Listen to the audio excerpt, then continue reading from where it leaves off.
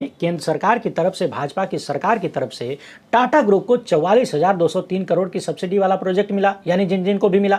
और उसके 4 सप्ताह बाद ही बीजेपी को 758 करोड़ का चंदा उसी टाटा ग्रुप की तरफ से मिलता है। तो ये चंदे के बदले धंधे का गेम हो सकता है कि नहीं? क्विड प्रो क्यों?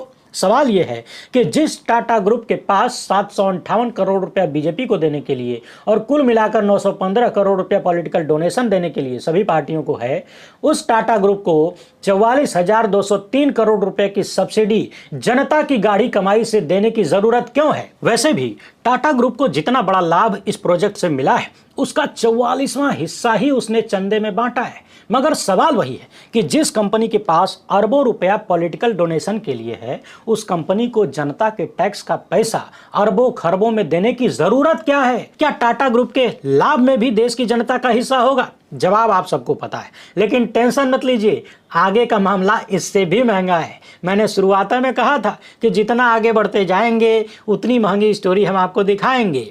अभी हाल ही में वित्त मंत्रालय ने देश की संसद को जानकारी दिया है कि पिछले 5.5 सालों में सरकारी बैंकों ने 6,15,000 करोड़ रुपया राइट ऑफ कर दिया, यानी बट्टे खाते में डाल दिया।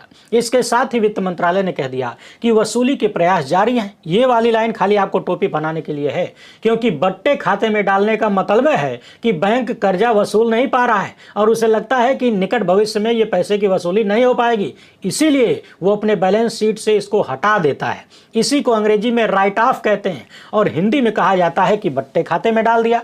यानी बैंक का ऐसा उधार जो अब वापस मिलना मुश्किल नजर आने लगा है। बैंक ने लगभग हाथ खड़े कर दिए हैं, अब जो वापस मिलना ही नहीं है उसको हिसाब से हटा दो। इसीलिए मैंने कहा कि वित्त मंत्रालय ने ये जो कहा है ना कि वसूली के प्रयास जारी हैं, ये खाली देश को यानी आपको टोपी पहनाने की लाइन है। अगर वसूली करने की औकात होती या करने की इच्छा होती तो बट्टे खाते में डालने की जरूरत नहीं पड़ती। राइट ऑफ करने का मतलब ही होता है कि भैया हमसे ना हो पाएगा। इसे और आसान भाषा में समझना चाहते हैं तो ऐसे समझिए कि बड़े बड़े धन्ना सेठों का पिछले 5.5 साल में खाली सरकारी बैंकों ने 6,15,000 करोड़ रुपया लगभग माफ कर दिया, छोड़ दिया। अब बकैती चाहे जितनी होती रहे, हकीकत यही है कि ये पैसा लगभग वापस मिलने वाला नहीं है।